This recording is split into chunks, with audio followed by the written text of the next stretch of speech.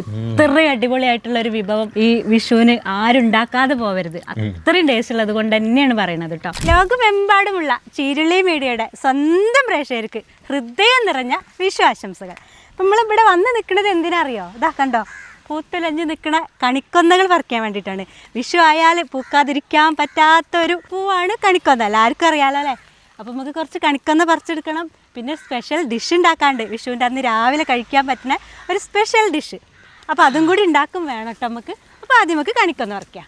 ഇത് ഭംഗിയല്ലേ ഇത് കാണാൻ? ഇപ്പോൾ ഞാൻ നിൽക്കുന്നത് കുറച്ചൊരു അപകടം പിടിച്ച സ്ഥലത്താണ് കേട്ടോ. അപ്പോൾ ഒരു കഴിഞ്ഞ വർഷം എന്ന് പറഞ്ഞാൽ നമുക്ക് നമ്മളെ അമ്മായിൻ്റെ വീട്ടിലുണ്ടായിരുന്നു. ഇപ്പോൾ അവിടെ ഉണ്ട്, പക്ഷേ ഒരു നിലയ്ക്ക് നമുക്ക് എത്തൂല, അത്രയും മുകളിലെത്തിയിട്ടുണ്ട്. കഴിഞ്ഞ പ്രാവശ്യം നമ്മൾ ഇങ്ങനെ പറിച്ചെടുത്തിരുന്നു. അപ്പോൾ അവർ വീട് പണിയും കാര്യങ്ങളൊക്കെ ആയതുകൊണ്ട് ഒരു ഭാഗത്തുള്ളതൊക്കെ ഇങ്ങനെ വെട്ടിയെടുത്തു. ഇനി മുകളിൽ ഒരുപാടുണ്ട്.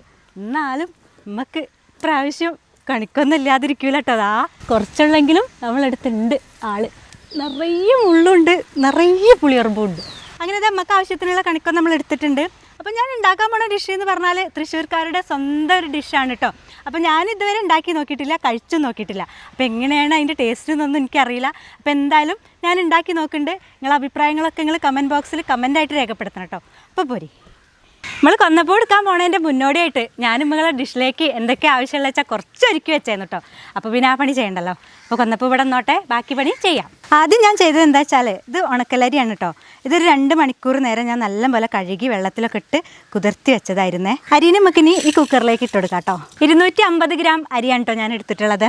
ഇത് തേങ്ങാപ്പാലാണേ, തേങ്ങേൻ്റെ 2ാം പാൽ. 2ാം പാൽ ഇതിലേക്ക് ഒഴിച്ചു കൊടുക്കാം കേട്ടോ. അടുത്തായിട്ട് ഒഴിക്കുന്നത് തേങ്ങേൻ്റെ 3ാം പാലാണ് കേട്ടോ. ഇപ്പോൾ ചോറ് വേവാനുള്ള ആവശ്യത്തിനുള്ളത് ഒഴിച്ചിട്ടുണ്ട്. ഇനി ഒന്ന് വേവിക്കാനായിട്ട് നമുക്ക് നല്ലപോലെ ഇളക്കിയിട്ട് അടച്ചിട്ട് ഗ്യാസിലൊക്കെ വെച്ച് വേവിച്ചെടുക്കാം.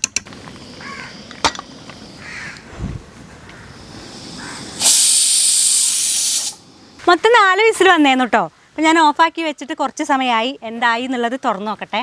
എയറൊക്കെ പോയിട്ടുണ്ട്, നമുക്ക് തുറക്കാം.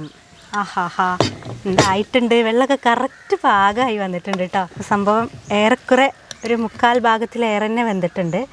പിന്നെ ഇതിന്ന് നമുക്ക് മാറ്റി വേറൊരു പാത്രത്തിലേക്ക് ഇടണം. അത് ചെയ്യാം. നമ്മളിതാ ഉരുളിയിലേക്കാട്ടോ മാറ്റിയത്. ഗ്യാസൊക്കെ വീണ്ടും കത്തിച്ചു. ഇനി ഉരുളി അടുപ്പത്ത് വെച്ചിട്ടുണ്ട്. നമ്മളിതിൽ ആവശ്യത്തിന് കുറച്ച് ഉപ്പ് ചേർത്ത് കൊടുക്കണ്ടേ. ഇനി ചേർക്കുന്നത് നല്ല ജീരകമാണ് കേട്ടോ. ഇനി നല്ല കട്ടിയുള്ള 1ാം പാലാണ് ചേർക്കുന്നത്. ഇനി ഈ 1ാം പാലിൽ ഇത് ഇങ്ങനെ കിടന്ന് നല്ലപോലെ വറ്റി കുറുകി കിട്ടണം.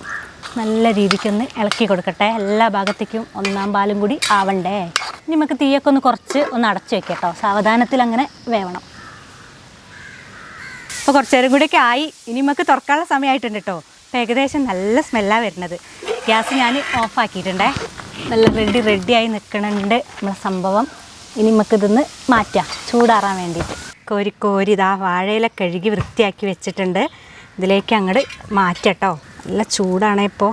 ഇനി ഇത് നല്ല രീതിയിൽ പരത്തി അങ്ങോട്ട് ലെവൽ ചെയ്തെടുക്കണേ. അപ്പം ഇനി ഇതിവിടെ നിന്ന് ചൂടാറിക്കോട്ടെ കേട്ടോ. ഇനി ഇതിലേക്ക് കൂട്ടി കഴിക്കാനായിട്ട് നമുക്കൊരു ശർക്കരപ്പാനി റെഡിയാക്കണം. അപ്പോൾ ശർക്കരയൊക്കെ ഞാനിതാ വെള്ളമൊക്കെ ഒഴിച്ച് നല്ല രീതിയിൽ അടുപ്പത്ത് വെക്കുന്നുണ്ട്. നമ്മൾ ശർക്കരപ്പാനിയൊക്കെ ഇതാ ഉരുകി വരുന്നുണ്ട് കേട്ടോ. ചുക്ക് ഏലക്കായ 2ഉം കൂടി പൊടിച്ചതാണ്. അത് ഇട്ട് കൊടുക്കണ്ട. ആ സമയത്ത് നന്നായിട്ട് അങ്ങോട്ട് ഇളക്കി കൊടുക്കുക കേട്ടോ. ഉരുകുണ്ടോ ശർക്കര? തിരിയും കൂടിയൊക്കെ ഉണ്ടല്ലേ. ഒന്ന് വേഗം ഉരുകുപോയി. ഞങ്ങൾക്കിത് കഴിക്കാനിട്ട് കൊതി വരുന്നുണ്ട്. അങ്ങനെ നമ്മളെ ശർക്കരപ്പാനി റെഡിയായി. ഞാനിതിലേക്ക് കുറച്ച് നല്ല കട്ടിയുള്ള തേങ്ങാപ്പാലും കൂടി ഒഴിക്കണ്ടേ. അപ്പോൾ അതും സെറ്റ്. ഇനി വീണ്ടും ഇതാ നമ്മളെ ഈ ഇതിലേക്ക് വരാം കേട്ടോ. അപ്പോൾ ഇത് നമുക്കൊന്ന് കട്ട് ചെയ്ത് നോക്കുക. കുറച്ച് സമയമായില്ലേ. കുറച്ചൊക്കെ ചൂടാറിയിട്ടുണ്ട്, ചെറിയൊരു ഇളം ചൂടും ഉണ്ട്. എന്നാലും ഇതേപോലെ ഇങ്ങനെ നമുക്ക് കട്ട് ചെയ്തെടുക്കാം. അങ്ങനെ കട്ട് ചെയ്ത് വെച്ചിട്ടുള്ള ഓരോന്നും ഇതേപോലെ ഇങ്ങനെ എടുക്കാം കേട്ടോ. ഇതേപോലെ കട്ടകളായിട്ട് ഇങ്ങനെ കിട്ടും. കഴിക്കാനായിട്ട് ഇതാ വേറൊരു ഇല അവിടെ റെഡിയാണ്. ആ ഇലയിലേക്ക് ഇങ്ങനെ അങ്ങോട്ട് വെച്ച് കൊടുക്കുക. നമുക്ക് എത്രണ്ണാണോ വേണ്ടത് അതേപോലെ ഇങ്ങനെ എടുക്കുക, ഇങ്ങനെ അങ്ങോട്ട് വെച്ച് കൊടുക്കുക. ഇനി ഇതിൻ്റെ മുകളിലേക്കായിട്ട് നമ്മൾ ശർക്കരപ്പാനില്ലേ, നമ്മൾ ഉരുക്കി വെച്ചിട്ടുള്ള ആ ഒരു തേങ്ങാപ്പാലൊക്കെ ഇട്ടിട്ടുള്ള ആ ഒരു കൂട്ട്, അപ്പോൾ ദാ അതിൻ്റെ മുകളിലേക്കായിട്ട് ഇങ്ങനെ അങ്ങോട്ട് ഒഴിച്ച് കൊടുക്കുക കേട്ടോ. ഇതാണ് നമ്മളെ തൃശ്ശൂർക്കാരുടെ സ്വന്തം വിഷുക്കട്ട. അപ്പോൾ കുറേ ദിവസമായി ഞാൻ ഈ ഒരു ഡിഷ് ഉണ്ടാക്കാൻ വേണ്ടി കൊതിച്ചിങ്ങനെ നിൽക്കുകയാണ്. അപ്പോൾ വേറെ ദിവസങ്ങൾക്കൊന്നല്ലല്ലോ ഇതിൻ്റെ പ്രത്യേകത, വിഷുവിന്. അതെ, വിഷുവിനാണ്. അപ്പോൾ എന്താണ് ഇതിൻ്റെ ടേസ്റ്റ് എന്നുള്ളത് അറിയാനൊക്കെ ഒരുപാട് ആകാംക്ഷ ഉണ്ടായിരുന്നു. ഇനി ഇതായി വിഷുക്കട്ടയപ്പം ശർക്കരപ്പാനിയോട് കൂടി നല്ല പോലെ അതേപോലെ കോരിങ്ങിട്ട് എടുത്തിട്ട്, ഞാൻ സ്പൂൺ കൊണ്ടൊന്നല്ല കേട്ടോ, കൈ കൊണ്ടാണ്.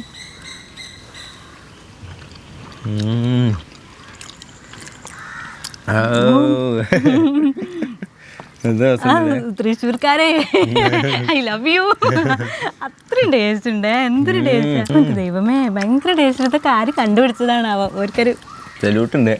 ഈ കട്ടയില് കുറച്ച് ഉപ്പും കൂടി ഇട്ടപ്പെടല്ലോ, അതായത് ഇതിന്റെ ഉള്ളിലേക്ക് എത്തുമ്പോഴേക്കും ആ ഉപ്പിന്റെ ആ ഒരു ടേസ്റ്റും എല്ലാ ടേസ്റ്റും കൂടി ചേർന്ന് നിക്കല്ലേ. നമുക്ക് ഒന്നും ഓവറല്ല, ഒക്കെ ഒരു മിതമായിട്ടുള്ള ആ ഒരു രീതിയിൽ നല്ല ടേസ്റ്റ്. പിന്നെ ആ ഒരു തേങ്ങാപ്പാല് കടന്ന് വെന്തിട്ട് ആണ് നല്ലൊരു പ്രത്യേക ഫ്ലേവറാണ് കേട്ടോ ഈ ഒരു കട്ടയ്ക്ക്. ഇങ്ങനെ അതേപോലെ തന്നെ ഇതിങ്ങനെ ആ ശർക്കര പാനി ഒഴിക്കുക, ഇങ്ങനെ എടുക്കുക, ഇങ്ങനെ കഴിക്കുക, പൊളിക്കുന്ന ഭയങ്കര ടേസ്റ്റ് കേട്ടോ. നല്ല സന്തോഷായി ഈ ഒരു വിഭവം കഴിക്കുമ്പോ. വിഷുവിന്റെ ആ ഒരു ഇത് കേട്ടോ അറിയാം നമ്മള് ഇത് കഴിക്കുമ്പോ അല്ലേ, ആ സന്തോഷം കണ്ട് കിട്ടും. പക്ഷെ നമുക്കൊരു മത്ത പിടിക്കുക അങ്ങനത്തെ ഒന്നും ഇല്ലല്ലേ. ഒന്നാമത് എന്താ വെച്ചാല് ഈ കട്ടയില് മധുരം ഇല്ലല്ലോ, ഈ പുറത്ത് മാത്രമേ ഈ മധുരം വരുന്നുള്ളൂ. അതുകൊണ്ട് നമുക്ക് മടുപ്പായിട്ട് അങ്ങനത്തെ പ്രശ്നങ്ങളൊന്നും ഇല്ല. നല്ല നൈസായിട്ട് കഴിക്കാൻ കഴിയുന്നുണ്ട്. ഈ പറഞ്ഞ പോലെ അങ്ങനെയാണ് കഴിക്കുന്നത്. അതേപോലെ ഇങ്ങനെ കയ്യിൽ ഇങ്ങനെ പിടിച്ചതിന് ശേഷം ഒരു ശർക്കര പാനി ഇങ്ങനെ അങ്ങോട്ട് ഒഴിക്കുക. വേറെ ഫീലിനാണ് അങ്ങനെ.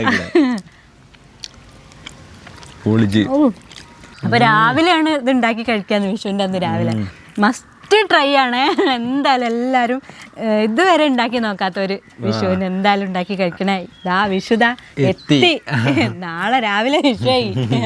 കാത്തിരുന്ന് ഉണ്ടാക്കിയ വിഭവം ആയതുകൊണ്ട് ആണോ എന്തോ അറിയില്ല, ഭയങ്കര ടേസ്റ്റ്, നല്ല ടേസ്റ്റ് ഉണ്ട്. വിഷുവിന്റെ ഒക്കെ എത്രയോ മുന്നേ ഞാനിങ്ങനെ ആഗ്രഹിച്ചതാണ്, ഒന്ന് വേഗം വിഷു ആയിരുന്നെങ്കിൽ. കാരണം അല്ലാതെ ഉണ്ടാക്കി കഴിക്കണ്ടെന്നൊന്നും ആരും എവിടെയും പറഞ്ഞിട്ടൊന്നുമില്ല. പക്ഷെ ഓരോന്നിനും അതിൻ്റെതായിട്ടുള്ള സമയമുണ്ട് ദാസ. അപ്പൊ അങ്ങനെയൊക്കെയാണ് കാര്യങ്ങൾ. അപ്പൊ എന്തായാലും എല്ലാവർക്കും ഈ ഒരു വിഷുവും ഈ ഒരു വീഡിയോയും അടിപൊളിയാക്കുക, ഇതേപോലെ ഉണ്ടാക്കുക, കഴിക്കുക. മാക്സിമം എല്ലാവരിലേക്ക് ഷെയർ ചെയ്ത് കൊടുക്കുക. ഇത്രയും അടിപൊളിയായിട്ടുള്ള ഒരു വിഭവം ഈ വിഷുവിന് ആരുണ്ടാക്കാതെ പോവരുത്. അത്രയും ടേസ്റ്റ് ഉള്ളത് കൊണ്ട് തന്നെയാണ് പറയണത് കേട്ടോ. അപ്പം എല്ലാവരും ഉണ്ടാക്കി നോക്കുന്നുള്ള ആ ഒരു നല്ല പ്രതീക്ഷയോട് കൂടി, നല്ല നല്ല കമൻസുകൾ നിങ്ങളെടുത്തു നിന്ന് വരുന്നുള്ള വേറൊരു പ്രതീക്ഷയോട് കൂടി ലോകമെമ്പാടും ഇരുന്ന് നമ്മളെ ഒരു വീഡിയോ കാണുന്ന നമ്മൾ സ്വന്തം ചിരിയുള്ള മീഡിയയുടെ പ്രേക്ഷകർക്ക് വീണ്ടും പറയുന്നു ഹാപ്പി വിഷു. ഓക്കെ, ടാറ്റാ.